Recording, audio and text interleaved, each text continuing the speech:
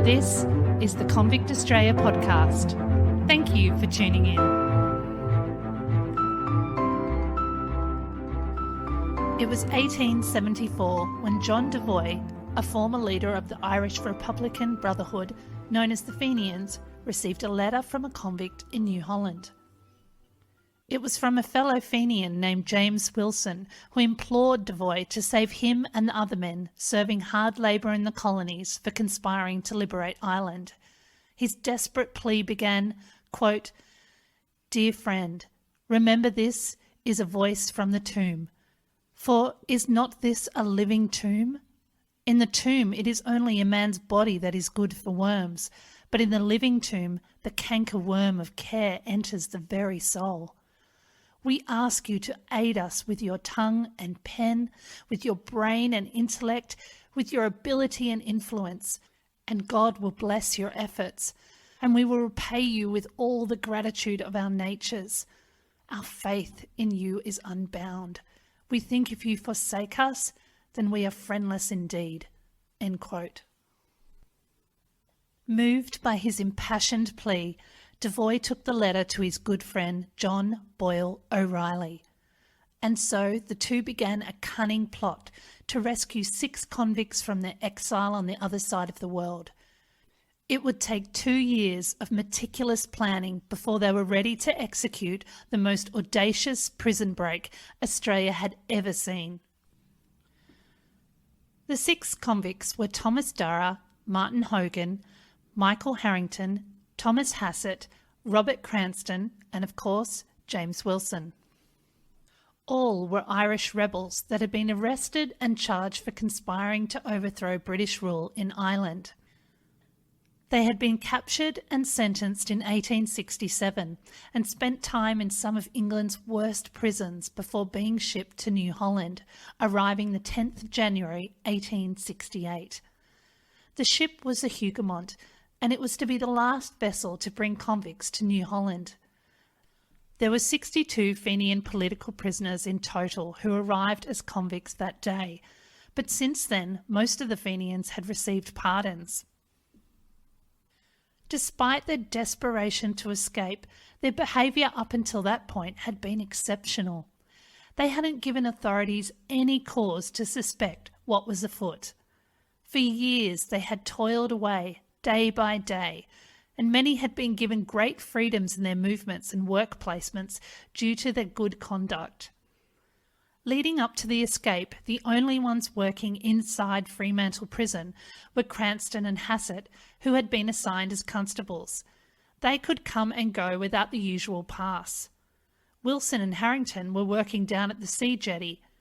Hogan was painting the controller's house, and Durrah was in and out of the prison working as a messenger.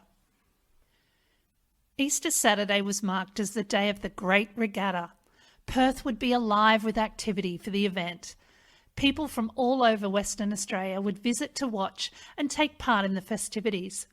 There was to be all sorts of races: the amateur dinghy pulling race, 2-oared gig race, first-class yacht race, canoe paddling race, dinghy pulling race, and much more.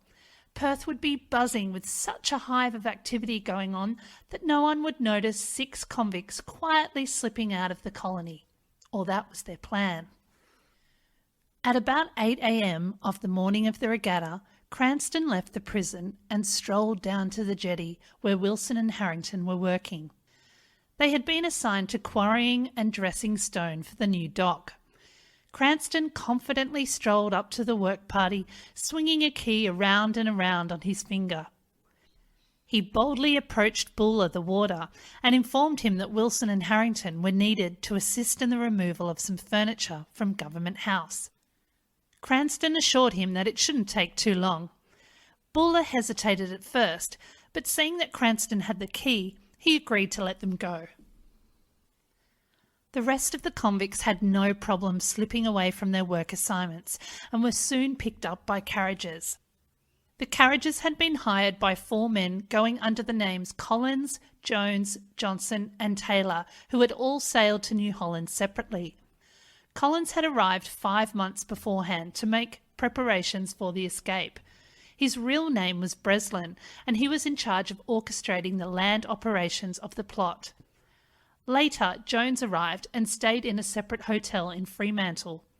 The two men were only seen a few times in each other's company, not enough to raise any suspicions.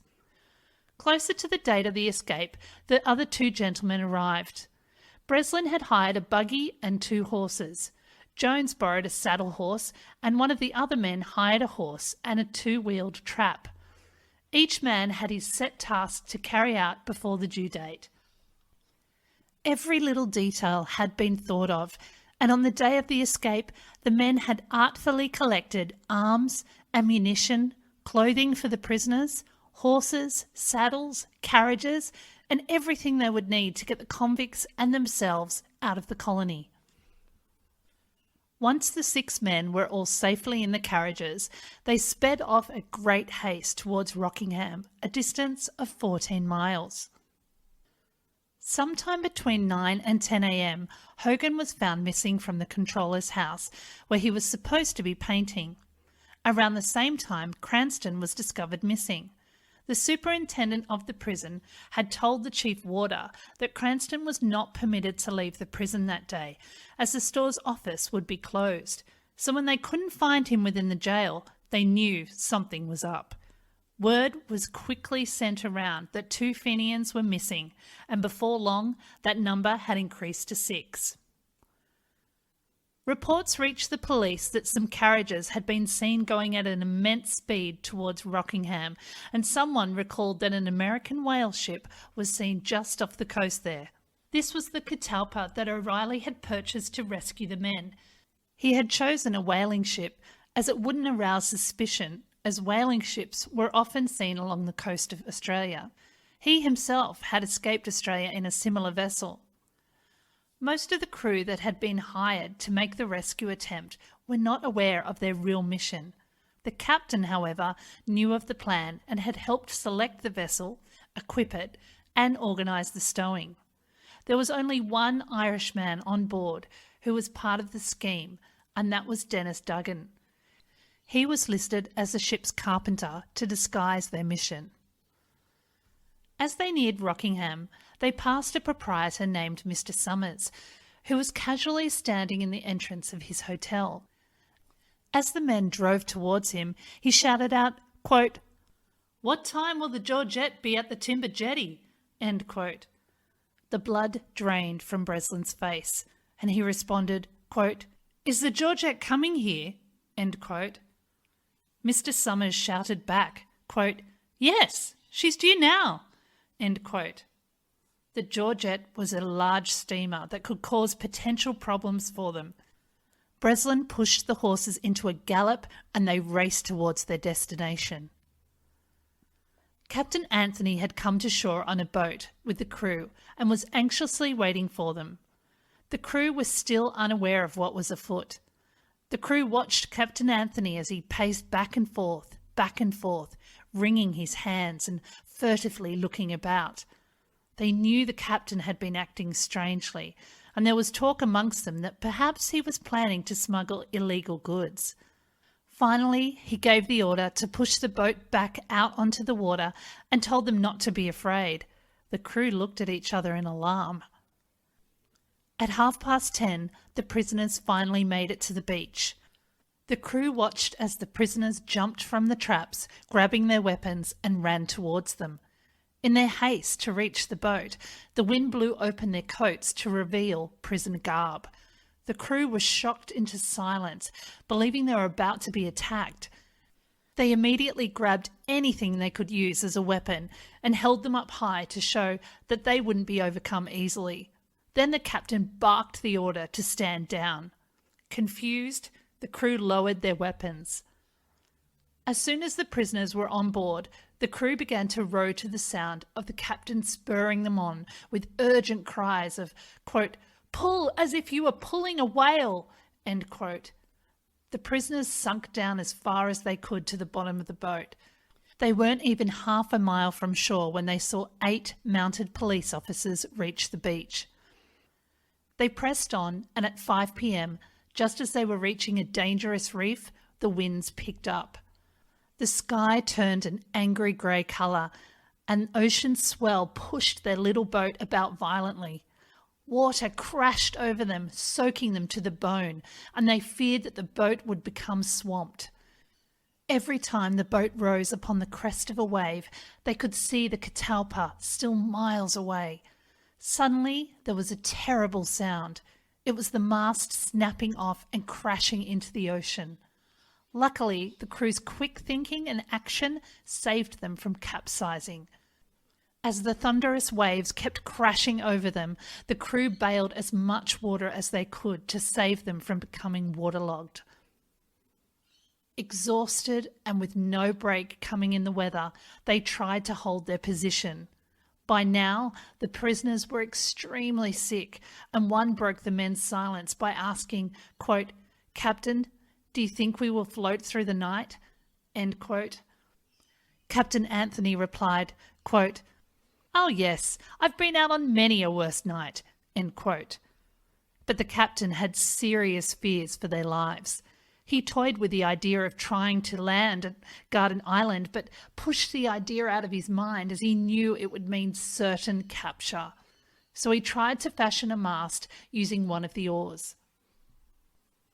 It was now pitch black, and the men could barely see one another. They were extremely tired, hungry, and thirsty, but all their provisions had washed overboard. Just as they thought all hope was lost, and that they only had minutes until the little boat would be swamped, the weather turned. The fierce gale suddenly subsided, and the waves began to ease. As the sun rose, their confidence and determination returned to them, and they began rowing again. They settled into a comfortable rhythm. That was until they spotted the Georgette sailing straight towards them. The captain immediately took down the makeshift mast, and the men dragged their oars inside the boat, and everyone lay down. They were hoping that the Georgette would think their boat was just a log and sail straight past them. The plan worked, and the Georgette sailed towards the catalpa. The men worried that the Georgette might linger there, making them unable to get any closer. They sat there, waiting, bobbing up and down on the ocean for 2 painfully long, stressful hours. When the Georgette reached the catalpa, they inquired where their small boat was, as it was missing from the cranes. The mate informed him that the captain had gone ashore. The officer from the Georgette then asked if he could come on board their vessel.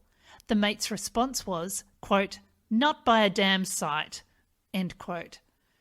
Thinking that the small boat must have come to shore during the storm, the Georgette turned around and headed back. The mate anxiously looked out at sea, wondering where on earth Captain Anthony and the men were. When the coast was clear, the crew started rowing again. They had been at it for 2 hours when they spotted a guard ship approaching. It was filled with police. At least 30 of them could be seen on deck, and they were heading their way. The exhaustion the crew had felt after hours of rowing was replaced by adrenaline, and they put their body and soul into rowing with all that they had. The prisoners armed themselves and levelled rifles in the direction of the guard boat. They were not going down without a fight. When the crew on board the catalpa finally spotted them, they began sailing in their direction to close the distance between them faster. The police realised what was happening and tried to get between the two to cut the boat off. It was a suspenseful race to the ship, and luckily the men were able to outrun the guard boat. As soon as they were close, Captain Anthony yelled out to the crew on the catalpa, quote, "Hoist the ensign," end quote. The boat slammed into the ship, and the crew scurried into action to secure the boat as quickly as possible. The guard ship was bearing down on them fast. They didn't have a second to lose. The prisoners couldn't wait for the boat to be hoisted up, so they started scaling the side of the ship with their rifles. When everyone was safely on deck, there was a resounding cheer from all the men. When the guard ship reached the catalpa, the prisoners recognised many of the officers and taunted them by farewelling them by name. The police officers knew they had been beat, and they gracefully made their departure and returned to shore. For the next hour, everyone on board the Catalpa were riotous with exultation. The prisoners cheered the captain and all the crew. They were free after years and years of captivity. Captain Anthony, Breslin and the rest of the men that had spent months planning and stressing over the execution of this plot were finally able to breathe a sigh of relief. They had done it, and they'd accomplished it without a single loss of life. The captain thanked his crew and commended them on their extraordinary efforts, and then he ordered the steward to, quote, "get up the best dinner the ship can afford. We're hungry," end quote. The celebrations went into the night, and everyone on board enjoyed a feast of canned chickens, lobsters, a range of fruits, and boiled vegetables. But by daybreak, the Georgette was seen heading straight for them. As it approached, Captain Anthony could see that the Georgette was carrying a regiment of soldiers who were heavily armed. The Georgette was twice the size of the Catalpa and had been fitted out with big guns. The captain ordered the ensign to be raised again and told the crew and prisoners to ready themselves. When the Georgette came beside them, they fired a single shot at the bow of the Catalpa. Then the captain of the Georgette called out to them to give the prisoners up. Captain Anthony was having none of it. Captain Harvest threatened, quote, "I'll give you 15 minutes in which to heave to, and I'll blow your masts out unless you do so. I have the means to do it," end quote. In which Captain Anthony replied, quote, "This ship is sailing under the American flag, and she is on the high seas. If you fire on me, I warn you that you are firing on the American flag," end quote. Captain Anthony then realised that his ship was drifting closer and closer to Australian waters. He instructed his crew to get to work, and Captain Harvest thought they were preparing to come back to shore. So he started turning his vessel around. When he finally realised what was happening, he followed the ship for about an hour before giving up and heading back to Australian waters. Everyone on board the Catalpa breathed a huge sigh of relief. When the Catalpa finally reached New York City in August 1876, they were met by a very relieved Devoy and O'Reilly, who had been anxiously waiting for them for a long 16 months. The press swarmed them as they arrived, wanting to know every detail of the plot. They had been unsure of what the reaction would be, but they found the atmosphere was one of warmth and enthusiasm. The months of stress and anxiety for the mission had had its effects on the captain. He arrived having lost nearly 40 pounds, with grey hair shining through his once charcoal black hair. But he and all the conspirators had pulled off the most daring prison break in Australian history thus far, and for a long time he was cheered wherever he went. I hope you've enjoyed this amazing true story. If you'd like to learn more, head to the WA Museum Bula Bardip, as they have an exhibition of the story of the Catalpa. And if you'd like to see some photos of the men and a picture of the Catalpa, please head to the Convict Australia Instagram page. Links are in the show notes. Till next time. Thank you for listening to the Convict Australia podcast. If you'd like to show your appreciation and get more involved, there are a number of ways you can. The first is by signing up to Convict Australia on Patreon, and you will get some perks like the Convict Australia Newsletter. Secondly, leave a review and tell your friends and family. This really does make a huge difference. And lastly, join the Facebook and Instagram group Convict Australia. All the links I've mentioned will be in the show notes. Thank you again.